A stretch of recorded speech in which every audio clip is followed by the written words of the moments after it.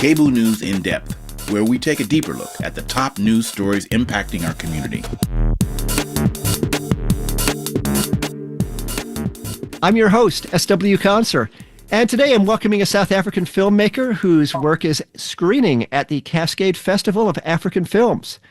Tara Erica Moore is the director of Legacy, Apartheid's Shadow. Tara Moore, welcome. Thank you so much. I'm glad to be here. Well, let's see. Tell me a little bit about your film, Legacy, Apartheid's Shadow. Yes. So Legacy, Apartheid's Shadow, it's about why South Africa is still the most unequal country in the world today, despite 31 years now of democracy. So it looks at, the systemic nature of inequality, to say that you can't just say we're bringing democracy. Democracy came in 1994 in South Africa. You can't just, it's not as simple as having democracy in the laws, because the systemic legacy remains socially, economically, and psychologically as well. And so I interviewed the grandson of the architect of apartheid. So that's a very interesting human arc through the film. And he talks about, to that point, how he went from being an ardent supporter of apartheid to becoming conscientized and realizing that it was wrong. And now what he's doing in present day to counter his ancestral legacy.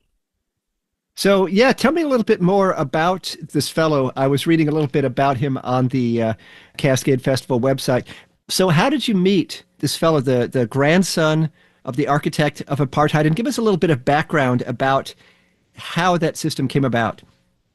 Yeah, so his grandfather is known as the architect of apartheid, H.F. Verwoerd.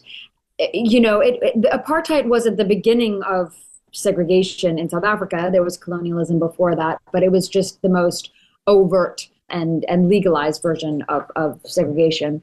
And apartheid is basically South Africa split the country not only between black and white, but all the different racial groups they separated. So black, white, Indian, and we have a group that is called, it's like a mixed race group, and in South Africa it's called colored.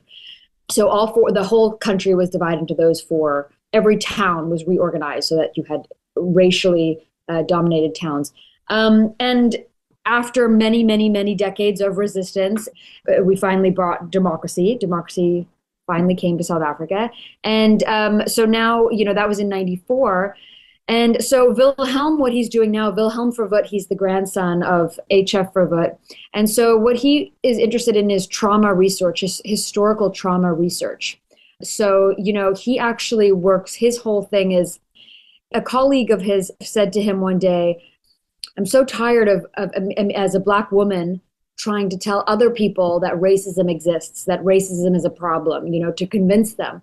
And she said to him, what are you doing as a white man to convince other white people that this exists and this is wrong? And so it resonated with him. And so he does what he calls white work. So he does, I guess in the States we'd call it allyship, but it's more than that, because it's white people, if you've been conscientized, working with other white people to conscientize them, and not putting the burden all on people of color to make people aware of the issue and the inequality and that sort of stuff. Now, you talked about one of the legacies of apartheid being economic. The ownership of land is a huge issue. In some countries, when the government changes hands, there's land reform. That hasn't been quite as effective in South Africa since apartheid was abolished. Exactly. It's really hard, because at the end of apartheid, you have about 70% of the land being owned by 10% of the population. It's incredibly unequal, but it's not something that can be so easily changed. You can't take people's land from them. You can't, so it does, this process takes a long time is the problem. And it's because up until 1991, African people, the majority demographic in South Africa, wasn't allowed to buy land from 1913 till 1991. So of course that is a great explanation for that earlier ratio of why so high a percent of the land is owned by so few people. And that just, the thing is that takes time. The economic change right now, we have the highest wealth inequality. 70% of South Africa's income is taken in by only 20% of the country. 40% is making 7%. So it's just, these are sort of big numbers and big ratios that are going to take a long time to change because there's not an easy solution. Well, one of the things that has been making headlines in the States is this sort of canard about white South Africans being oppressed and how the Trump administration, along with, Elon Musk and others, they're planning to rescue white South Africans and bring them to the United States because they're so oppressed. How have South Africans been looking at this strange turn of events? Well, I think internally in South Africa, it's a bit of a joke, from the white community as well. I think the majority of white people know that there is no genocide against them. So it's a very small population. And I think, unfortunately, what Trump and Elon is doing is that they're just propagating, in his terms, fake news. It's a total misrepresentation of what's happening. There is a lot of crime in South Africa, but the people that feel the crime most are African people in the townships, from other African people. And so though there are a few, what Trump was talking about and Elon is talking about were white farmers being attacked and sort of like targeted. And that is a very infrequent occasion. Of course, it is a huge country, things happen, but there is it's not so big to call it genocide. It's not so big as targeted. It's much like you would have crime anywhere, but the biggest crime rates are in the African townships. So those are the people who are most vulnerable to the violence. Now, you divide your time between South Africa and the United States, and what prompted this documentary? I mean, what was it in you? Were you hoping to give a more nuanced picture of your homeland to the folks across the pond, basically? Yes, I grew up between South Africa and Connecticut. I was born in South Africa. Most of my upbringing was in South Africa. And then I went to college in Connecticut and I've been living in LA ever since. So my parents still live in South Africa and I go back every year for Christmas, New Year's, and I have friends from high school still there. And for me, this was a very personal attempt to try help change the narrative within South Africa, actually, because I felt that people in privileged circles, myself included, they weren't really aware of why things were the way they are, and so I found that people were blaming a lot of the inequality and the poverty and the homelessness and the lack of employment with the last 30 years of democracy instead of putting it in context of the last 350 years of our history. And for me, it's a very dangerous point of view because it's a sort of a scapegoat to blame it on sort of the democratic government instead of understanding how we got to where we are. So for me, I hope to add to the narrative of South Africa, to change the narrative internally about why we are the way we are, because if you change the way you understand the world, it might change who you hire. It might change the way you are empathetic in your life. And those tiny changes, I think, can make all the difference. Now, when viewers come out to see your documentary, Legacy: Apartheid's Shadow, what can they expect? You're talking about history, you're talking about narratives. What sort of journey are you going to take people on? Are you going to take them through, the halls of power? Are you going to take them through the townships? Take them on a journey through history? What can people expect? You can expect a very powerful movie, which does give you a great sense of the history of South Africa, but I think speaks to some really interesting topical subjects like race as a social construct, the legacies of inequality, systemic inequality, and also activism. South Africa is a really, really great example of how the people came together and we had this community-led change. And I think in the States, as there are so many parallels that people can draw in the States watching this film.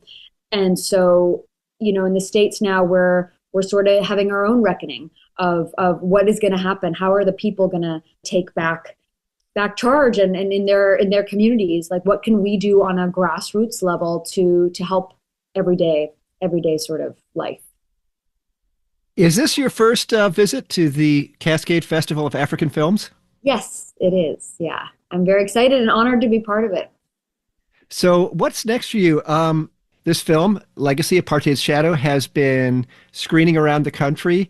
And in fact, you won the Best South African Documentary Award and were a contender for the Best Feature Documentary in the 2025 Oscar race. What's next for you? Well, right now I'm focusing on its outreach impact tour. So I'm taking it through, we've just finished a year of the festival circuit. This will be one of the few festivals more. And then I'm taking it to the universities. So I'll do a lot of screenings and post-screening discussions at some prominent U.S. universities like Brown and Princeton and Johns Hopkins and UPenn. That starts later this month. So I'm really excited for the conversations because I do find that this film is a great catalyst for dialogue about race, about accountability, about historical legacy. And it's a great way to look at other countries and those issues there, because these are sort of blueprint issues that every country can relate to. Now, I understand that you identify as a person of mixed race and you make your home in Los Angeles. If I may ask, what have the last few months been like in your sphere? In Los Angeles? Yes. Well, honestly, I've been in South Africa for about a month. For most of Christmas, New Year's, I was back in South Africa. But, I think I just work so hard. So I think I'm in a bit of a bubble in LA. So I think we're all seeing the same, I'm reading the same news as everybody. And there is an air of, it's a lot for everybody to take. And I think some people are feeling personally attacked and some people are turning off the news. I sometimes, it's almost too hard to watch, and I think it's scary what's going on. It's horrible. It's a really dystopian time to be in the States right now. Tara Erica Moore's documentary is called Legacy: Apartheid's Shadow. It will be screening on March 5th at 7 p.m. at PCC Cascade, and more information is available at africanfilmfest.org. Tara Erica Moore, thank you so much for joining us. Thanks so much, Conch. It was a pleasure to be here and chat with you. I'm your host, S.W. Conser, and we've been talking today about the Cascade Festival of African Films with filmmaker Tara Erica Moore. This year's Cascade Festival of African Films runs from February 6th through March 7th. Most events are taking place at the Portland Community College Cascade campus. More information can be found at africanfilmfest.org.